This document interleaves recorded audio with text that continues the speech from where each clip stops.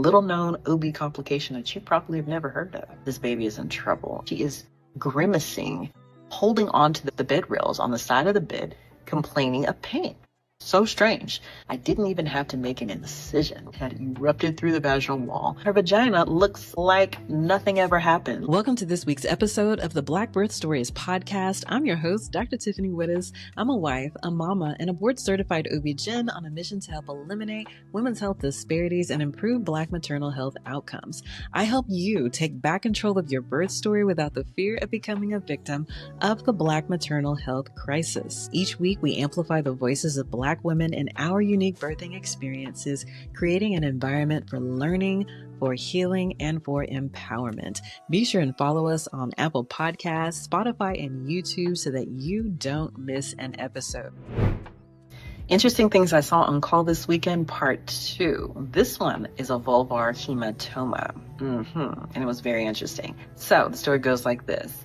Young mama, pregnant with her third baby, comes in an active, spontaneous labor. She wants to go natural without an epidural. She progresses rapidly. When it's time for her to push, her baby starts to experience some distress. We start to see some significant dips in the baby's heart rate tracing, and it is not recovering well, which tells us that this baby is in trouble and needs some assistance. My partner, who actually did her delivery, stepped in and made a decision to assist her with a vaginal delivery assisted by a vacuum. So this is a suction device that goes on top of baby's head, where with mama's pushing forces, you're able to give just some additional traction to assist in rapidly delivering that baby sooner than perhaps mama can push it out. So the condition of the baby, the heart rate tracing, was so concerning that the physician made a judgment call that we needed to help this mama have a sooner rather than later delivery so that we did not subject this baby to additional prolonged distress. So the vacuum delivery happened. It was a successful delivery. Baby did great.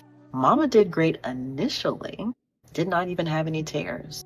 However, about 2 to 4 hours, I'll say, 4 hours after delivery, this mama starts to complain of excruciating pain.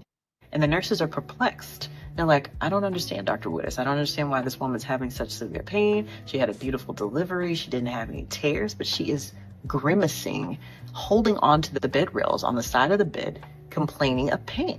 So strange. So we give her IV pain medicine, enough that would knock out anybody. But this pain medicine doesn't touch her. They go back to the bedside and examine her vulva.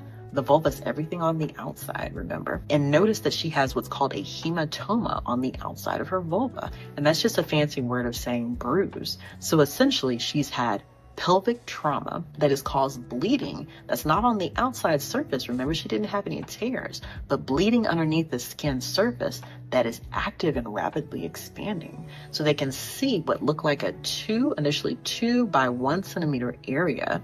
So initially, the treatment for a small hematoma or bruise is to treat it conservatively. So to apply ice packs, to administer supportive care with pain medication, and just be diligent about watching and observing this area to make sure that it does not expand. So that was the initial treatment approach that we tried, and it did not work.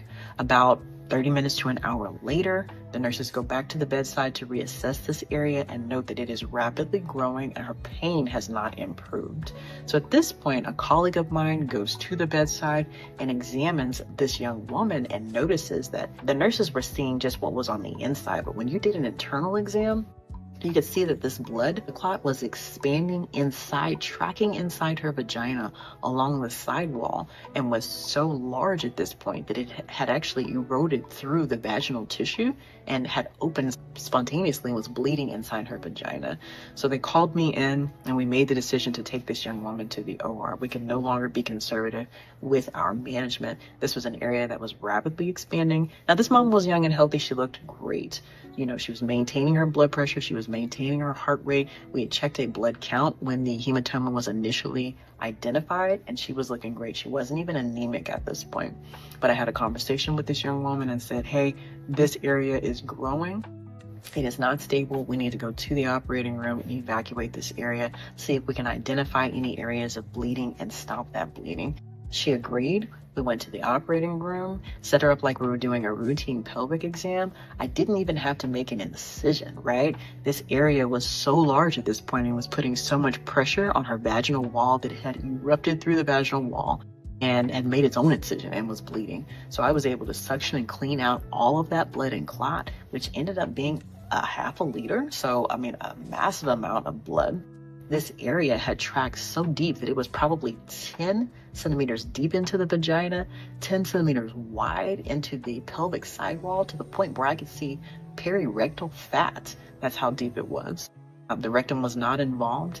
Thankfully, I was able to clean out all of that clot, identify a vessel that was bleeding, which is highly unusual. A lot of times when you go in after a bleeder like that, you just kind of see all these random points of oozing, but you never can identify an actual vessel. Thankfully, I was able to see a vessel that was actively, briskly bleeding, tie off that vessel, take care of any additional bleeding that happened, close that dead space where that clot was, and repair that area like brand new. That mama did great.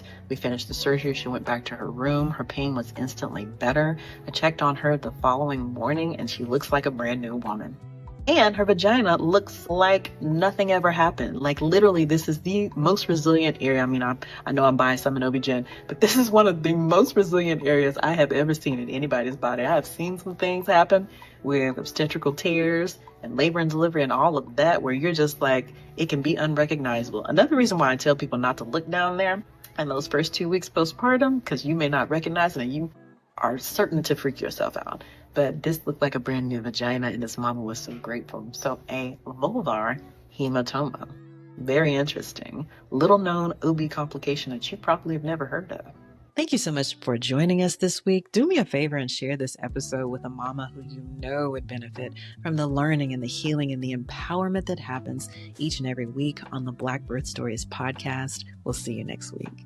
Want to go deeper? The conversation doesn't have to stop here. Join Melanin Maternity, our digital Black birth community, where you'll get expert guidance, real support, and a sisterhood that sees you.